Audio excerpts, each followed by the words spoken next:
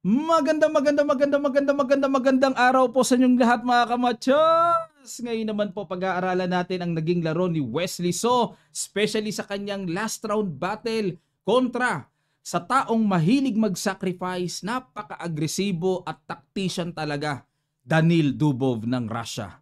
Ito po yung crucial last round sa Blitz section dahil maganda ang score ni Wesley, hinahabol niya si world number 1 Magnus sa top spot eh. Kaya pag-aralan nating mabuti. Ang ginawa ni Wesley nag C4, English opening, G6 si Dubov, nag E4, kakaiba mga sequence nila. Bishop G7, D4, approaching, King's Indian. Knight F6, pero nag Bishop E2 muna. Hindi muna or ayaw muna ni Wesley ihayag ang kanyang gustong mangyaring variation. Dito po kasi sa proper sequence, Knight F3, classical King's Indian kagad. Yung F3, Siamese kagad. F4, 4 pawns attack kagad. Yung H3, yan, may mga pasakali pa.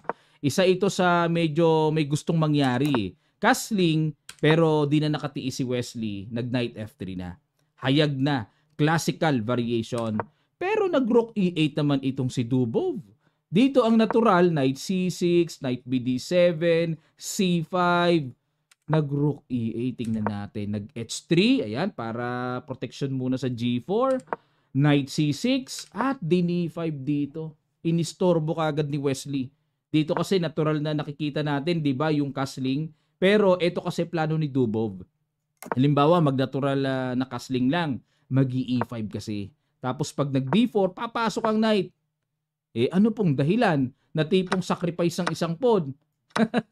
May Knight takes E4 kasi may bawi. O di ba talagang nagpo-formulate si Dubov ng mga gulo-gulo na talagang pang-atake kagad. Naamoy kagad ni Wesley. Din E5 kagad. Ayan pala plano mo. Istorbohin kita kagad. Knight B4. Kakaibang sayaw ng Knight talaga yan. Kasi di ba usual niyan sa E5 square pumupunta Nag-Knight B4. Bishop E3, develop lang E6. Ayun, saka sisimulang basag-basagin ng sentro.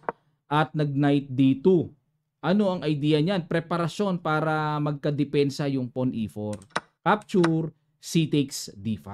Ayan, para yung pawn sa E4 ay nananatiling kompleto ang suporta. At ito talaga ang preferred dyan na ipang-capture. Bakit? Kasi kapag yung rook nilagay sa C1, maa-atake yung backward pawn sa C7.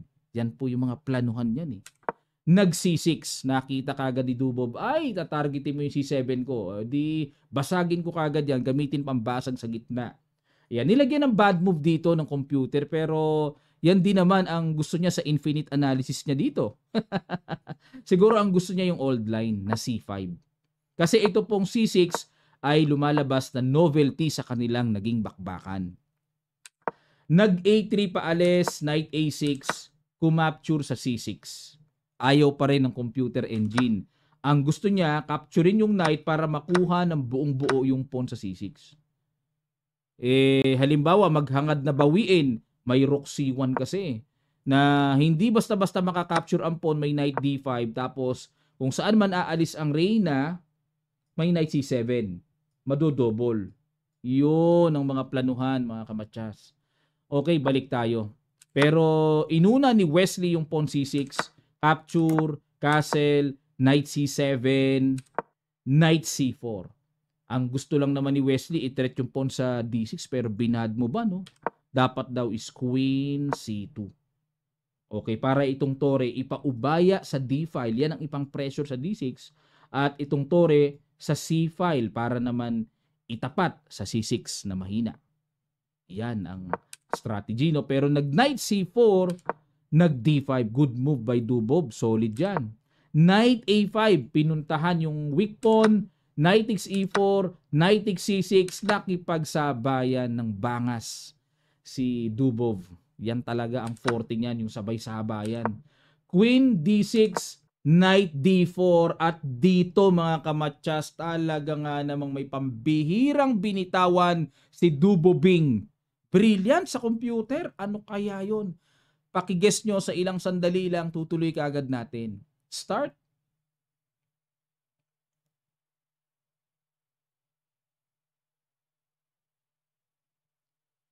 Maraming salamat po mga kamatsas. The modern tal. Boom! Bishop takes h3. Sacrifice. Ano? Mapapaano ka talaga. At kinapture. Boom! Another brilliant move. Ayun oh. Ayun oh. Pabalik-balik oh. Ayun oh. Draw. Iniba. Ayaw ng tabla. Aba, nag-exhibition. Ayun, nakabawi din naman si Wesley ng brilliant mo. Batay ka. Ayaw mo ng tabla eh. O, King F1, Rook G2. Pinaulan na ng atake pero grabe kung dumipensa si Wesley. Oh. Kasi meron po kasing nakahang na knight sa C7 eh. Knight E6, takes. O di meron na namang posibilidad na magkaroon ng tore doon. Yan, napaka-risky ng side ni Dubov. One rook down yan eh. Bishop G4. O, dito naman malalaman ang husay ni Wesley sa pagdepensa. King F2. Naku, blitz pa man din to. Makaubos oras to. Bishop F3, sangga. Check. King E2. Naku po, nalusing na si Wesley. Tingnan nyo po, evaluation bar. Bishop H6. Nakita nyo diferensya ng isang tira sa chess, no? Ito raw ang tira, Queen F4, oh, i-threat yung bishop. Yan lang pala. At halimbawa, i-rook F2 natin, depensa, may bishop D4. Ay, oo nga. Threat na yung tore, hindi pwedeng bumaba lang. Pag bumaba, matchas. Ay, hanep, grabacious, malupitatious. O, balik tayo. Pero hindi nag-Queen F4. Nag-Bishop H6. Rook C3, oh. Nagkaroon ng pagkakataon si Wesley ilagay sa C3. Nandun pa man din yung Bishop na nagbabantay. O, nakadepensa pa at the same time sa Bishop. Queen F6. Queen D3. Dinipensahan pero bad move. Kung sa bagay, 5 seconds and 7 seconds na lang naglalaro. Dying seconds na eh. Dapat daw accurate ay Queen C2. Okay. Queen D3, Queen E5, checking D1, Queen F4. Okay, bad move. Dapat daw is Bishop G7. Wala, mahirap nang makita yan. Queen F4, Bishop E2, Queen A4 check, Queen C2. Dapat daw is Rook B3. Oo nga, no? Sabay lapit yung king doon. Takbo, tago sa kwarto. Oo nga. Pero nag-Queen C2. Okay, so Queen H4, may mga sundot sa ilalim. Ang sasakit pa rin ng mga sundot ni Dubov, no? Ganun na lang ang ginawa ni Wesley. Yun lang. Dapat daw is Rook C G3. Ayan, pero ang galing equal pa rin ang evaluation, no? Grabe talaga mag-create si Dubov ng mga ganitong imbalances, ano? Pero kinapture ni Wesley. Takes. Ano plano niya? Teka muna, kung Bishop G7, okay. Maninimot ng pawns with check pa, kaya ng King H8 para walang tempo. Check. Bishop D3, ayan, threatening matchas. At na Queen H1 check. King C2, Queen C1! Yun lang! Blunderations!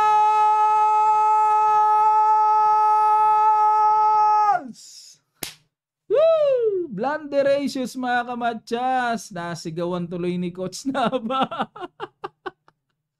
Ay, pambihirski na yan. Oo.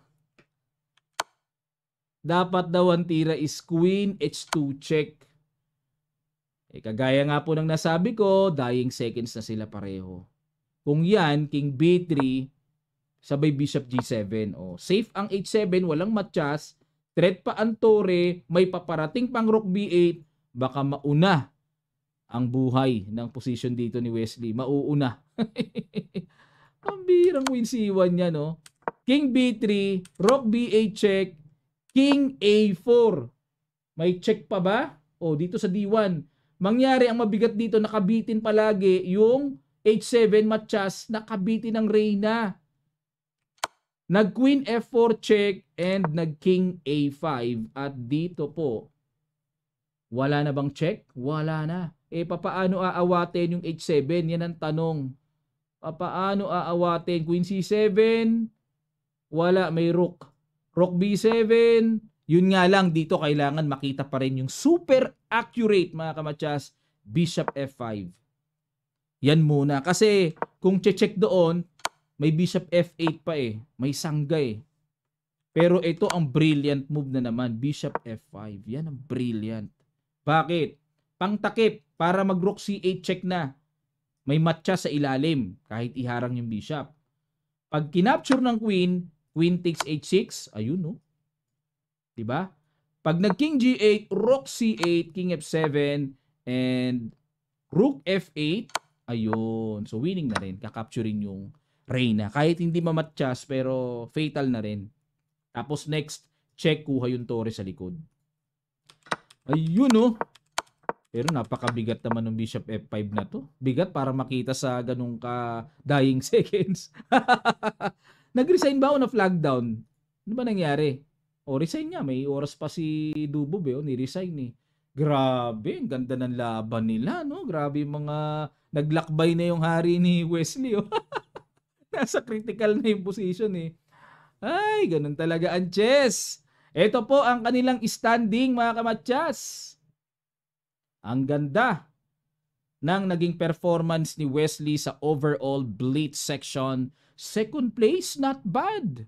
Arjun Erigaisi, medyo nakabawi siya ngayon, no? Nag-bronze.